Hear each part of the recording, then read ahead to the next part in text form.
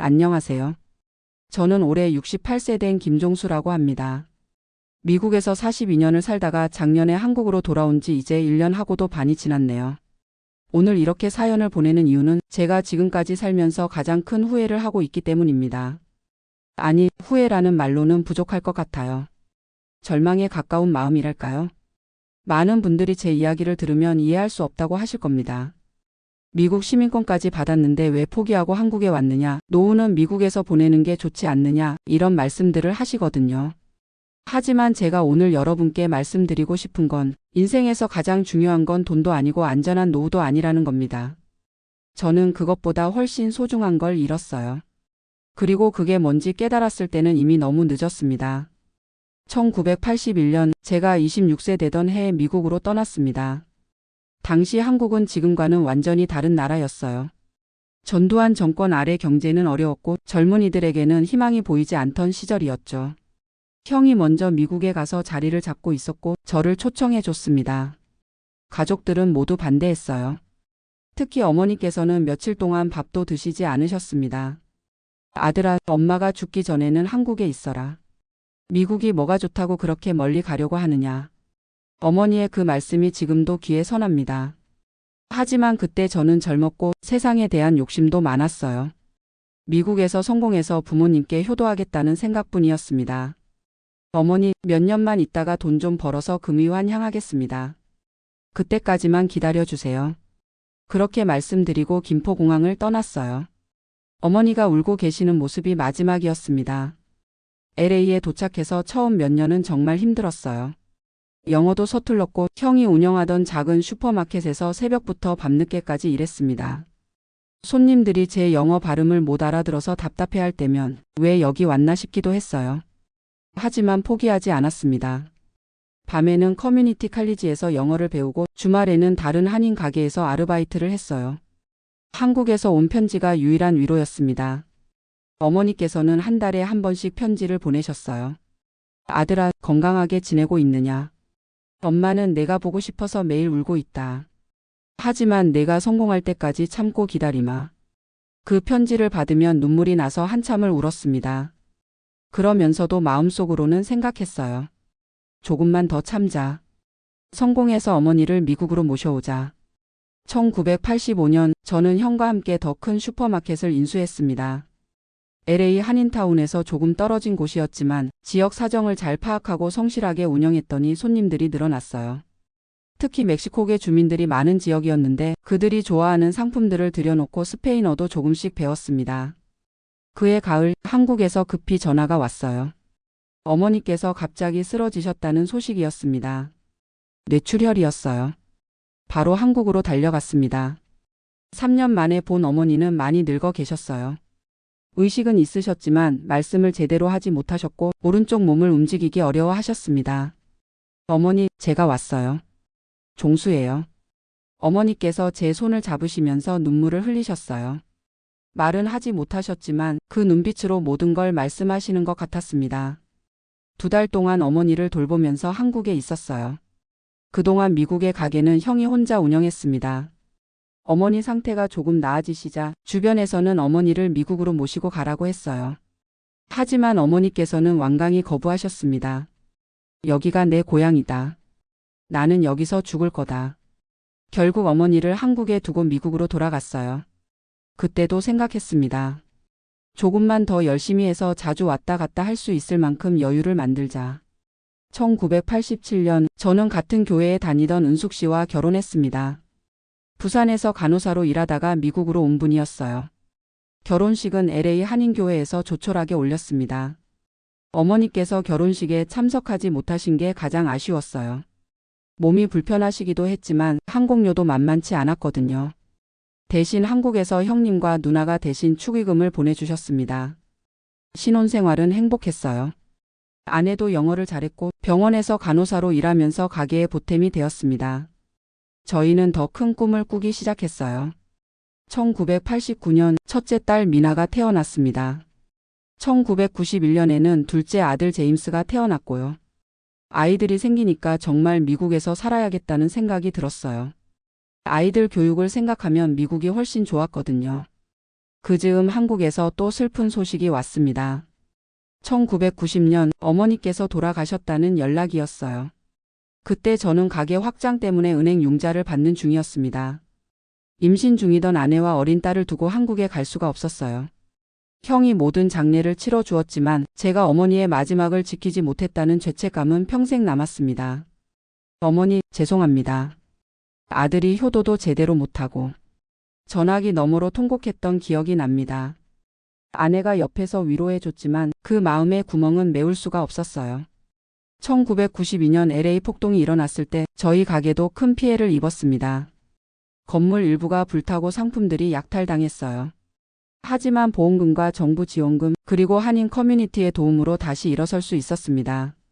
오히려 그 일을 계기로 더 큰 결심을 하게 되었어요. 이제 진짜 미국 사람이 되어야겠다고 생각했습니다. 1995년 저희 가족은 모두 미국 시민권을 취득했어요. 시민권을 받던 날 선서를 하면서 가슴이 벅찼습니다. 동시에 한편으로는 묘한 씁쓸함도 느꼈어요. 이제 정말 한국 사람이 아니라 미국 사람이 되는 건가 하는 생각이 들었거든요. 하지만 그런 감정은 금방 사라졌습니다. 아이들이 자라면서 영어를 더 잘하게 되고 미국 문화에 완전히 적응해 가는 모습을 보니까 뿌듯했어요. 1990년대 말 저는 두 번째 가게를 열었습니다. 이번에는 오렌지 카운티에 좋은 위치였어요. 한인들뿐만 아니라 백인 고객들도 많이 오는 지역이었습니다. 사업이 잘 되면서 경제적으로 여유가 생겼어요. 2000년에는 어바인에 좋은 집도 샀습니다. 아이들이 다닐 학교도 좋았고 정말 미국에서 성공했다는 느낌이 들었습니다. 딸 미나는 UC 버클리에서 경영학을 전공했고 아들 제임스는 UCLA에서 컴퓨터 공학을 공부했어요. 두 아이 모두 큰 회사에 취직해서 잘 살고 있습니다. 2005년 딸이 변호사와 결혼했고 2008년에는 아들도 같은 회사 동료와 결혼했어요. 손자 손녀들도 하나씩 생겼고 정말 미국에서 뿌리를 내렸다는 생각이 들었습니다. 그런데 2010년 무렵부터 이상한 감정이 들기 시작했어요. 나이가 들어서 그런지 자꾸 한국이 그리워졌습니다. 어릴 때 살던 동네, 어머니가 끓여주시던 된장찌개, 친구들과 뛰어놀던 골목길. 미국에서 40년 가까이 살았지만 왠지 이방인 같은 느낌이 들 때가 많았어요. 특히 아이들과 대화할 때 그런 걸 느꼈습니다. 영어로 대화하다 보니 정말 깊은 이야기를 나누기가 어려웠거든요. 아내도 비슷한 생각이었어요. 여보, 우리도 이제 나이가 들었는데 고향에서 여생을 보내는 게 어떨까요? 처음에는 농담인 줄 알았는데 아내가 진지했어요. 그때부터 저희는 한국으로 돌아갈 계획을 세우기 시작했습니다. 2015년 저는 가게 두 곳을 모두 정리했습니다. 다행히 좋은 가격에 매각할 수 있었어요. 집도 팔고 모든 걸 정리하는데 2년 정도 걸렸습니다. 아이들은 반대했어요. 아빠, 엄마, 여기서 편하게 사시면 되잖아요. 메디케어도 받고 있고 의료시설도 좋은데 왜 굳이 한국에 가세요? 하지만 저희 마음은 이미 정해져 있었습니다. 고향에 대한 그리움이 너무 컸거든요. 2017년 한국으로 돌아오는 절차를 밟기 시작했어요. 그런데 큰 문제가 있었습니다. 미국 시민권을 포기해야 한다는 거였어요. 한국은 이중국적을 인정하지 않거든요. 특히 저희 나이에는 더욱 까다로웠습니다. 한국 국적을 회복하려면 미국 시민권을 포기해야만 했어요. 고민이 많았습니다. 미국 시민권을 포기하면 다시 미국에 오기가 어려워져요. 아이들이나 손자들을 보러 오려면 비자를 받아야 하고 장기 체류도 힘들어집니다. 하지만 한국에서 편안하게 살려면 한국 국적이 필요했어요. 의료보험이나 각종 복지 혜택을 받으려면 말이죠. 결국 2018년 미국 시민권을 포기하고 한국 국적을 회복했습니다. LA 영사관에서 시민권 포기 절차를 밟을 때 가슴이 너무 아팠어요. 40년 가까이 살던 나라의 국민이 아니게 되는 거잖아요. 하지만 그때는 한국에서의 새로운 삶에 대한 기대가 더 컸습니다. 이제 정말 고향으로 돌아가는구나. 2019년 3월 저희는 서울 강남구에 있는 아파트를 샀어요. 미국에서 모은 돈으로 현금으로 샀습니다.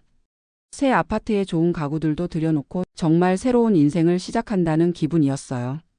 처음 몇 달은 좋았습니다. 오랜만에 한국 음식을 마음껏 먹을 수 있었고 한국말로 대화할 수 있어서 편했어요. 병원도 가까이 있고 지하철이나 버스도 잘 되어 있어서 편리했습니다. 하지만 시간이 지나면서 문제들이 하나씩 나타나기 시작했어요. 가장 큰 문제는 외로움이었습니다. 40년 가까이 미국에 살다 보니 한국에는 친구라고 할 만한 사람이 없었어요. 어릴 때 친구들은 연락이 끊어진 지 오래였고 새로 사귀기에는 나이가 너무 많았습니다. 아파트 주민들과도 어울리기 어려웠어요. 같은 나이대 분들은 이미 오랜 친구들이 있었고 저희 같은 여기민자들을 조금 이상하게 보는 시선도 있었습니다. 아니, 미국에서 잘 살다가 왜 한국에 와서 고생하세요? 이런 말을 들을 때마다 답답했어요. 저희가 고생하려고 온 게 아닌데 말이죠. 두 번째 문제는 의료비였습니다. 미국에서는 메디케어가 있어서 큰 부담이 없었는데 한국에서는 국민건강보험이 적용되지 않는 치료들이 많았어요. 특히 치과나 한방치료는 정말 비쌌습니다. 세 번째 문제는 생활비였어요. 한국이 미국보다 저렴할 거라고 생각했는데 서울 생활비는 만만치 않았습니다. 특히 외식비나 각종 서비스 비용이 생각보다 많이 들었어요. 하지만 이런 문제들보다 더 큰 충격은 따로 있었습니다. 2020년 초 코로나19가 터진 거예요. 갑자기 국경이 막히고 미국에 있는 아이들과 손자들을 만날 수 없게 되었습니다. 처음에는 곧 괜찮아질 거라고 생각했어요. 하지만 몇 달이 지나고 1년이 지나도 상황은 나아지지 않았습니다. 2020년 가을 딸에게서 연락이 왔어요. 손녀가 백혈병 진단을 받았다는 소식이었습니다. 그때 제 마음은 정말 무너져 내렸어요. 아빠, 지금 당장 오실 수 있어요? 아이가 할아버지를 찾고 있어요. 하지만 저는 갈 수 없었습니다. 미국 시민권을 포기했기 때문에 비자를 받아야 하는데 코로나 때문에 영사관도 문을 닫은 상태였어요. 그때 처음으로 느꼈습니다. 제가 얼마나 큰 실수를 했는지를 말이에요. 몇 주 후에야 겨우 비자를 받아서 미국에 갈 수 있었는데 2주 자가 격리를 하고 나서야 손녀를 볼 수 있었습니다. 그 작은 아이가 병원 침대에 누워서 항암 치료를 받는 모습을 보니까 가슴이 찢어질 것 같았어요. 할아버지, 왜 이제 와요? 할아버지가 안 와서 많이 기다렸어요. 손녀의 그 말에 눈물이 쏟아졌습니다. 만약 제가 미국 시민권을 유지했다면 더 빨리 올 수 있었을 텐데. 3개월 동안 미국에 머물면서 손녀를 돌봤어요. 다행히 치료가 잘 되어서 많이 좋아졌습니다. 하지만 한국으로 돌아올 때 마음은 더 무거웠어요. 아이들과 헤어지는 것도 힘들었지만 앞으로 언제 다시 올 수 있을지 확신할 수 없었거든요. 비자를 받는 것도 번거롭고 장기 체류도 어려웠으니까요. 한국에 돌아와서 아내와 많은 대화를 나눴습니다. 여보, 우리가 너무 성급했던 것 같아요. 미국 시민권을 포기한 게 맞았을까요? 아내도 같은 생각이었어요. 특히 손자, 손녀들을 자주 보지 못하는 게 가장 힘들었습니다. 2021년 둘째 아들이 결혼 10주년 기념으로 하와이 여행을 계획했어요. 저희도 함께 가자고 했는데 비자 문제 때문에 참석할 수 없었습니다. 그때 정말 후회가 밀려왔어요. 내가 왜 그랬을까? 미국 시민권을 포기할 필요가 있었을까? 2022년에는 더 큰 일이 생겼습니다. 아내가 갑자기 쓰러진 거예요. 심근경색이었는데 다행히 빨리 병원에 가서 큰 수술을 받았습니다. 수술은 성공적이었지만 아내가 회복하는 동안 정말 외로웠어요. 미국에 있을 때는 아이들이 자주 와서 도와줬는데 한국에서는 저 혼자 모든 걸 해결해야 했습니다. 병원에서 아내를 돌보면서 생각했어요. 우리가 정말 어리석었구나. 가족이 가장 중요한 건데 왜 그걸 놓치고 살았을까? 아내가 태어난 후 저희는 진지하게 다시 미국으로 돌아갈 것을 고려했습니다. 하지만 이미 늦었어요. 미국 시민권을 다시 받기는 거의 불가능했고 영주권을 받는 것도 쉽지 않았습니다. 그리고 무엇보다 한국에서 산 아파트를 팔고 다시 미국으로 가려면 엄청난 비용이 들었어요. 나이도 많아서 새로 정착하기가 쉽지 않을 것 같았고요. 2023년 여름 손자가 대학에 입학했다는 소식을 들었습니다. 스탠포드 대학교에 합격했대요. 정말 자랑스러웠지만 동시에 마음이 아팠습니다. 그 중요한 순간에 곁에 있어주지 못했거든요. 비디오 통화로 축하해 주면서 눈물이 났어요. 할아버지, 졸업식 때 꼭 와주세요. 손자의 그 말에 대답하지 못했습니다. 과연 갈 수 있을지 확신이 없었거든요. 지금 저는 68세입니다. 아내는 66세고요. 한국에서의 생활이 완전히 불편한 건 아니에요. 의료진도 훌륭하고 생활 환경도 나쁘지 않습니다. 하지만 매일매일 후회하고 있어요. 왜 미국 시민권을 포기했을까? 왜 그렇게 성급하게 결정했을까? 가장 후회되는 건 바로 이겁니다. 가족과 함께 보낼 수 있는 시간을 놓치고 있다는 거예요. 손자, 손녀들이 자라는 모습을 매일 볼 수 없고, 아이들이 어려울 때 곁에서 도와줄 수 없고, 가족의 중요한 순간들을 함께 나눌 수 없다는 게 가장 힘들어요. 돈이나 편의성 같은 건 그다지 중요하지 않았어요. 정말 중요한 건 사랑하는 사람들과 함께 보내는 시간이었는데, 저는 그걸 너무 늦게 깨달았습니다. 지금도 매일 생각해요. 만약 다시 선택할 수 있다면 절대로 미국 시민권을 포기하지 않겠다고. 미국에서 그냥 살았을 거라고. 물론 한국에 대한 그리움은 있었겠죠. 하지만 그리움보다 더 소중한 건 가족이었어요. 특히 제가 나이가 들수록 손자, 손녀들과 보내는 시간이 얼마나 소중한지 깨닫게 됩니다. 요즘 젊은 분들 중에서도 해외 이민을 꿈꾸는 분들이 많다고 들어요. 그분들께 말씀드리고 싶어요. 어디서 살든 상관없지만 가족만큼은 놓치지 마세요. 성공도 중요하고 경제적 안정도 중요하지만 그것보다 더 중요한 건 사랑하는 사람들과 함께하는 시간이에요. 그 시간은 지나가면 다시 돌아오지 않거든요. 저는 이제 남은 인생을 한국에서 보낼 가능성이 높아요. 다시 미국으로 돌아가기는 현실적으로 어렵거든요. 하지만 아이들이 한국에 놀러 올 때마다, 손자, 손녀들과 화상통화를 할 때마다 잃어버린 시간들을 조금이라도 채우려고 노력하고 있어요. 제 이야기를 들으시는 분들께서는 저와 같은 후회를 하지 않으셨으면 좋겠어요. 인생에서 정말 중요한 게 뭔지 너무 늦기 전에 깨달으셨으면 해요. 제가 42년 동안 미국에서 열심히 살았지만 결국 가장 소중한 건 가족이었다는 걸 이제야 알았거든요. 얼마 전에 딸에게서 연락이 왔어요. 손녀가 이제 중학생이 되었는데 한국어를 배우고 싶다고 한대요. 할아버지, 할머니와 더 많은 이야기를 하고 싶어서요. 그 말을 듣고 눈물이 났습니다. 그 아이가 저를 그렇게 생각해주고 있었구나 하는 마음에 감사하면서도 더 많은 시간을 함께 보내지 못한 것에 대한 미안함이 컸어요. 할아버지, 내년 여름방학에 한국에 갈 거예요. 그때까지 한국어 열심히 공부할게요. 손녀의 그 말에 저는 약속했습니다. 할아버지가 한국의 좋은 곳들을 많이 보여줄게. 그리고 할머니가 맛있는 한국 음식도 많이 해줄 거야. 비록 제가 실수로 가족과 떨어져 살게 되었지만 이제라도 남은 시간을 소중히 여기려고 해요. 매주 화상통화를 하고 편지도 자주 쓰고 아이들이 한국에 올 때마다 최대한 많은 시간을 함께 보내려고 합니다. 아내와 저는 요즘 한국어 선생님 자격증을 따려고 공부하고 있어요. 미국에 사는 한인 아이들에게 온라인으로 한국어를 가르치는 일을 해보려고요. 그렇게 하면 조금이라도 의미 있는 일을 할 수 있을 것 같거든요. 그리고 아이들이 한국 문화를 더 잘 알 수 있도록 한국의 역사나 전통에 대한 자료들도 정리하고 있어요. 제가 직접 곁에 있어주지는 못하지만 이런 방법으로라도 아이들과 연결되어 있고 싶어요. 지난주에는 손자가 대학교 1학년 생활에 대해 이야기해 줬어요. 전공 공부도 재미있고 새로운 친구들도 많이 사귀었대요. 그 이야기를 들으면서 정말 자랑스러웠어요. 할아버지, 다음 학기에는 동양사 수업을 들을 거예요. 한국사에 대해서도 공부하고 싶어요. 그 말을 들으니까 가슴이 뭉클했습니다. 멀리 떨어져 있어도 그 아이가 자신의 뿌리에 대해 관심을 가지고 있구나 하는 생각이 들었어요. 제가 이 사연을 보내는 이유는 저와 같은 실수를 하는 분들이 없었으면 하기 때문이에요. 특히 나이 드신 분들 중에서 고향으로 돌아가고 싶다는 생각을 하시는 분들께 말씀드리고 싶어요. 고향에 대한 그리움은 당연한 감정이에요. 하지만 그 결정을 하기 전에 신중하게 생각해 보세요. 정말로 고향에서 사는 게 행복할까요?